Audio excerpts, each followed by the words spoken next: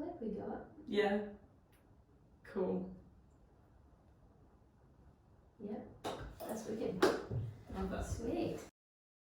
So my name's Lucy. I'm an interior designer and just generally a designer. I did architecture at UWA for 3 years and then took 2 years off between my bachelor and master's and moved to Copenhagen and I went on exchange in Switzerland and then moved to Copenhagen and worked for a practice for a couple of years called Dorte Mandrup, which was really great because that was all sort of competitions and really quite playful projects and a lot of UNESCO projects, so it was really eye-opening and just sort of living in another city, and yeah, no, it was great. I think also just taking that time off between the 2 degrees was super valuable to figure out if that's something I actually wanted to do.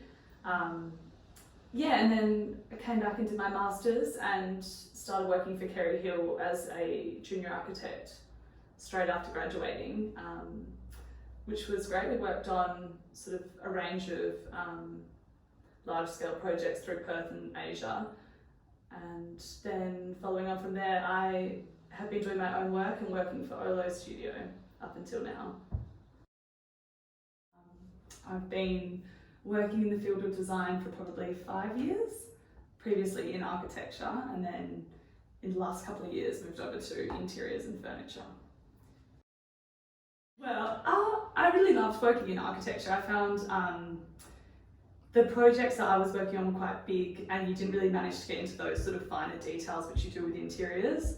And I find with interiors it's much more, textural and it's like to do with materiality. I'm working probably 4 days a week at Olo Studio, which is a practice based in Fremantle. That sort of varies because, it just depends on what sort of workload we have on at the time. But in the other days I'm working on, come here, so I'm just got my dog here. I'm working on sort of my own jobs, which include custom furniture and just also my own interior jobs, resi and hospitality. So it's a good mix.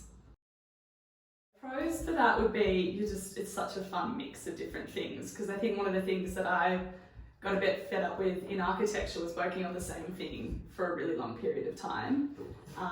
Whereas at the moment there's just so much variety. Some days it's on site, other days you're kind of designing just a custom table, and yeah, it's a huge mix and like a fun mix of clients and briefs. So that's definitely a pro. Cons would be that sometimes there's just so many different things going on and then you're like, I wish I just had one thing. But I'd say the pros outweigh the cons. I'd say the Olo work takes precedent at the moment. And I think this whole year has been a lot of forecasting jobs, seeing how it's all going to fit in, which is all quite new to me because that was all previously done by my employer, whereas now I'm sort of in control of making that work, which has its own challenges. It's doable. Definitely just like understanding how long things take you, because that's different for every person. So like, for instance, I knew that documenting takes me a bit longer because I was quite new to documenting interiors. So just sort of being aware of what time it takes to do things, which is all part of the process. Probably a bit more time in that detail phase, and that's always something that I think it's heading towards the start of construction. So having a little bit more time to work through those details would be good. I think I found the bigger team, there was always a lot of voices, which is always something that can be really good, but often you didn't value your own opinion as much because there's, I guess, people who have worked there longer or a senior who have, considered a higher opinion, I guess. But I definitely think that being in a smaller team, it's trusting your own instinct and your intuition and sort of valuing your opinion. And, I think because it is more of a conversation between just a couple of people, or your opinion feels quite valid.